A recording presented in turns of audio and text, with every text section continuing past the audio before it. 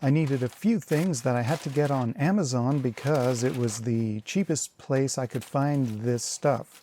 So these mounting things, I plan to just put them in places around, for example, beside the workbench. I can put a broom or something in there and just clamp it to the wall. And I'm curious about this gaffer tape. Amazon was the cheapest. So it says abrasion resistant, non-reflective. One of the things about this tape is it's supposed to be easy to rip. I've never been any good at ripping duct tape, so let's see.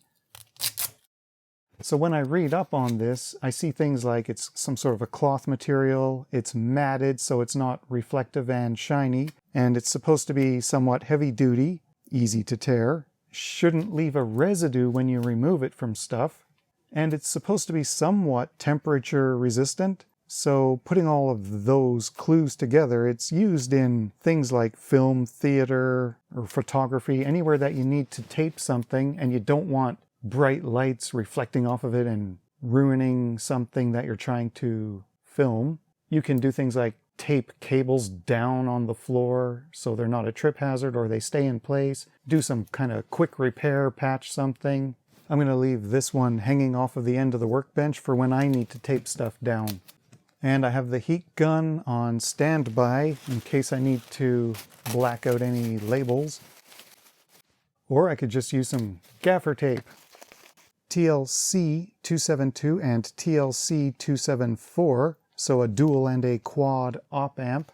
Looks like I got through-hole dip packages this time. I've been buying surface mount. I've been buying the TLV 272, which is rail-to-rail output, and the TLC family goes all the way to the bottom rail, but not all the way to the top rail, which sometimes I like that as a feature because, let's say I'm trying to send a signal into a 3.3 volt max analog input. If I power one of the TLC 272 or 274 parts with 3.3 volts, I might only be able to do a max of 3 out. So it just gives me a little safety margin if I'm concerned about overdriving an analog input. But it's probably fine if I'm using the exact same 3.3 power supply to do both the power rail on the op amp and on the ADC, so that one is not going to be slightly higher than the other. So that part number looks right, and so does that one. The other thing in that package, two of the same. I was running out of tin and lead, so this is the 0.8 millimeter. I think it's a sort of medium diameter. So I like this mechanic stuff. This is the 1.2 millimeter, 0.6. So this 0.8 is somewhere in between. Kind of hard to show the real difference here, but basically the 1.2 is better for through-hole parts or just directly joining wires. 0.6 is better for surface mount stuff, and 0.8 general purpose, through-hole parts on a circuit board, things like that.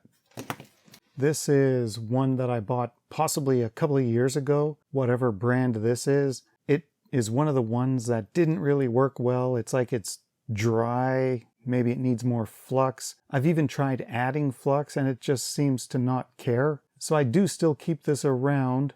So if I'm trying to remove some parts, maybe this big connector here, most likely I'm going to have to add more to it and then heat it up and try to remove it. I'll use it for things like that, just as a thermal bridge, but not for building stuff. These are some white mounting hooks, a set of 20, similar to trying to organize with mounting stuff on the wall around the workshop. I thought these might come in useful. You can mount those on a shelf and then just be able to hang things like cables and leads off of this. I need to cover some labels. Looks like I got 3. MCP 3008. These are supposed to be ADS 1015, even though the board can also take ADS 1115. This is the kind of module I usually get ADS 1115 on, which are I2C interface ADCs. The ADS1015 is supposed to be 12 bits, but 3,300 samples per second. And the MCP3008, it looks like the right part marking. I've already got a few of these from years ago that I've started trying to experiment with, and these are only 10-bit, but they are SPI bus instead of I2C, and these can do a theoretical 200 kilosamples per second, way faster than the 3300 or 860.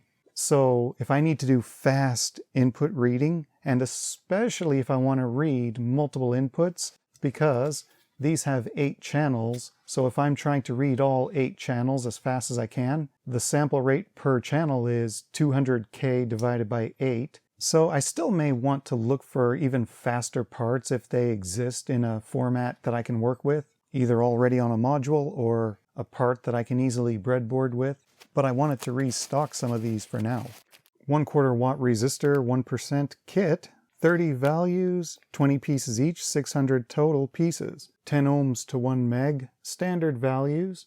Basically, I'm doing a lot more breadboarding in the past couple of months, and I need a lot of the same kind of value, whatever it may be I end up using, like a whole bunch of 10K maybe, or 100K. And when you need 10 or 20 of those suddenly, and they're scattered all over the place, it's a good time to stock up again.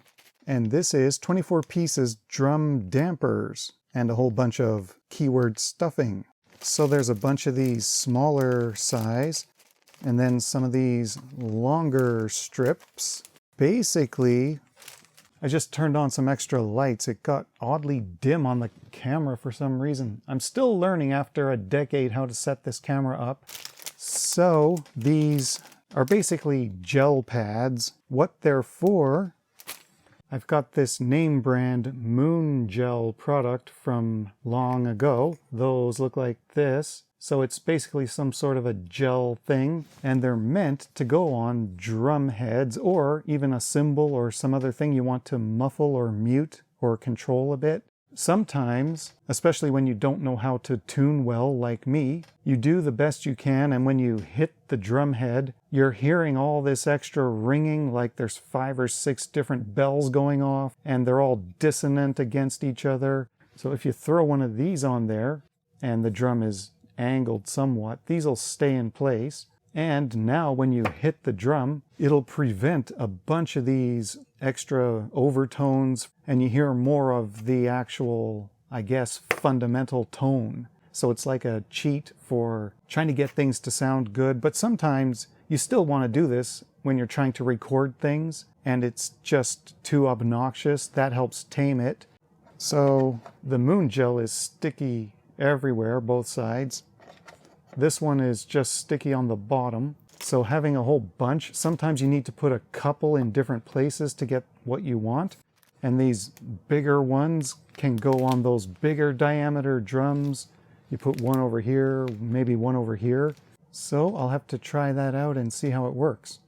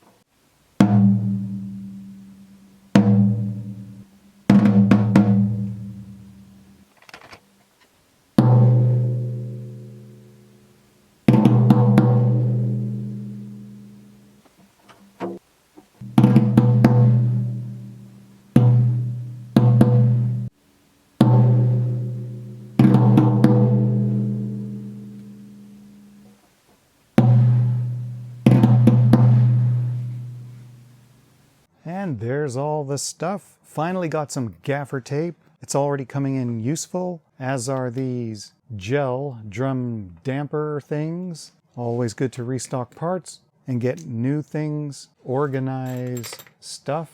So I better go get all this organized so I can get back to projects. Thanks to supporters of the channel for helping make this possible.